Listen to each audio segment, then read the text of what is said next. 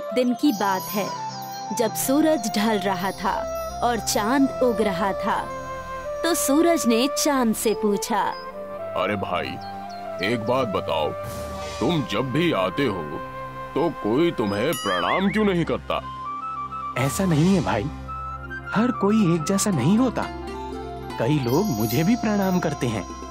पर मैं तो जब भी उगता हूँ तो सारी दुनिया मुझे जल चढ़ाती है, पर तुम्हें तो कोई भी जल नहीं चढ़ाता। सूरज और चंद्रमा की ये बातें बेलापुर गांव के लोग सुन रहे थे। तभी एक आदमी ने कहा, हम तो सिर्फ सूरज को ही भगवान मानते हैं, चांद हमारे लिए भगवान नहीं है। नहीं, ऐसी बात नहीं है, हमें चांद को भी भगवान मानना चाहिए। सूरज भगवान तो हमें रोशनी देते हैं, धूप देते हैं, चांद हमें क्या देता है? हर किसी का अलग अलग काम है। चंद्रमा भी हमें रात को रोशनी देता है। अरे पर उस रोशनी का हम क्या करेंगे? रात को तो हम सोए रहते हैं, हमें रात को रोशनी की जरूरत नहीं है। पर चांद का होना भी जरूरी है। हमें चांद की जरूरत नहीं है। अगर चांद नहीं भी होगा तो हमारी जिंदगी में कोई भी फर्क नहीं पड़ेगा। उसका होना और ना होना एक ही बराबर है। इस आदमी और औरत की बात चांद और सूरज दोनों सुन रहे थे। ये बातें सुनकर सूरज खुश हो गया और चंद्रमा थोड़ा उदास हो गया। सूरज ने चांद से कहा, देखा, बेलापुर के लोग भी मुझे भगवान मानते हैं और तुम्हें कुछ भी नहीं। ये लोग मेरी पूजा करते हैं। पर मैं भी तो इन्हें रोशनी देता हूँ।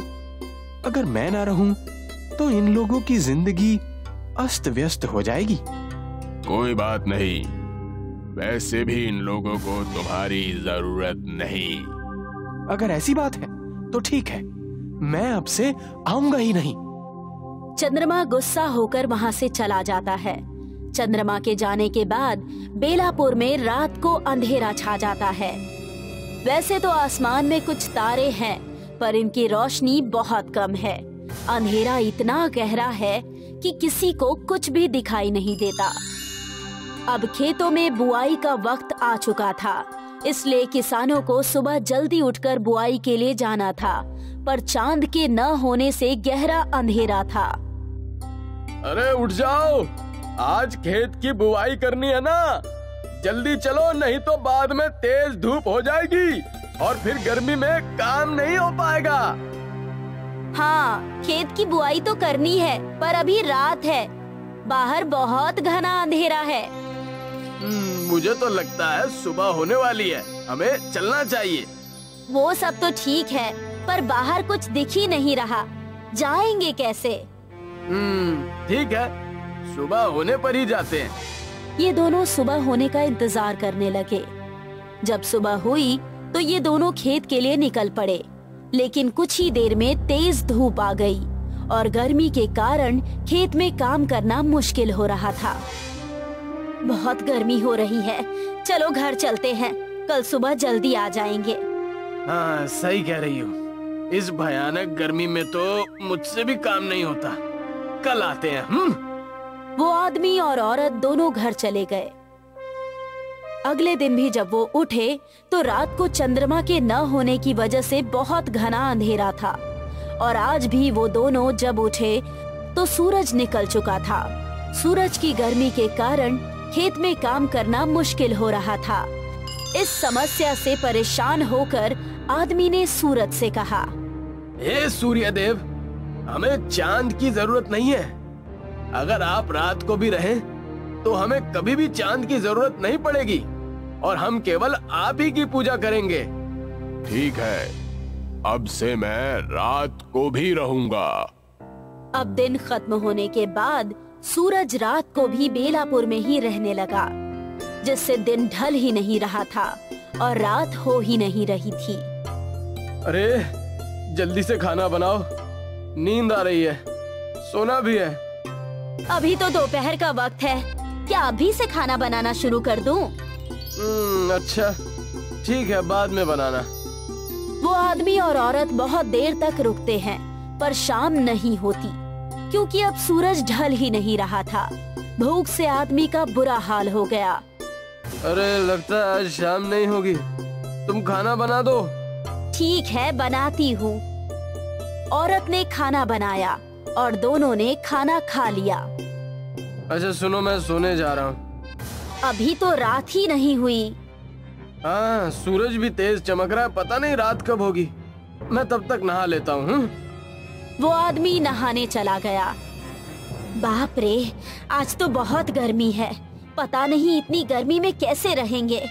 आदमी नहाकर लौट आया। अरे नहाने के बाद भी कितनी गर्मी लग रही है। अब सूरज नहीं ढलेगा, इसलिए ये सब हो रहा है। ये सब सूरज की वजह से ही हो रहा है। कोई बात नहीं, चलो सोते हैं। ये दोनों सोने के लिए चले जाते हैं, पर सूरज की गर्मी की वजह से दोनों परेशान हो जाते हैं। इन्हें बहुत पसीना आ रहा है। अरे पंखा तेज कर लो। औरत पंखे को तेज कर देती है, पर तेज हवा चलने के बाद भी इन्हें गर्मी से राहत नहीं मिलती। इतनी गर्मी में तो मर ही जाएंगे।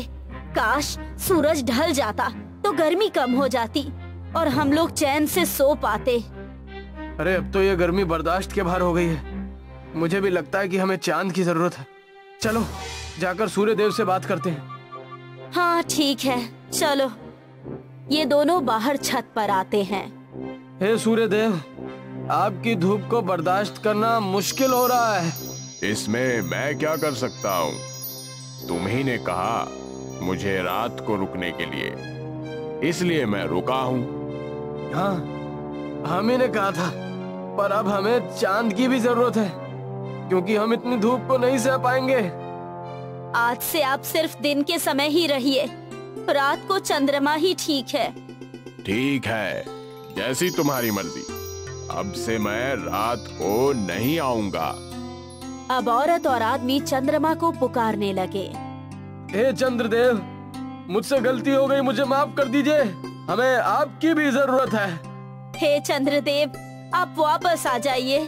जिस तरह दिन में सूरज की जरूरत है, उसी तरह रात में चांद की भी जरूरत है। इन दोनों के बुलाने पर चंद्रमा वापस आ जाता है।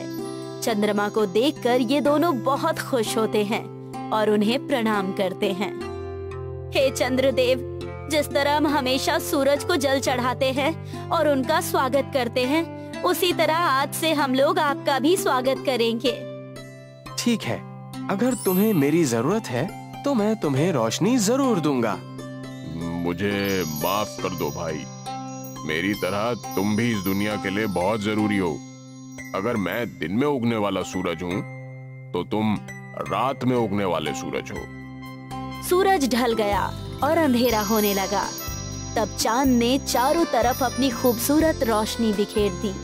आदमी और औरत दोनों ने चांद को प्रणाम किया और उनका स्वागत किया और दोनों चैन की नींद सो गए।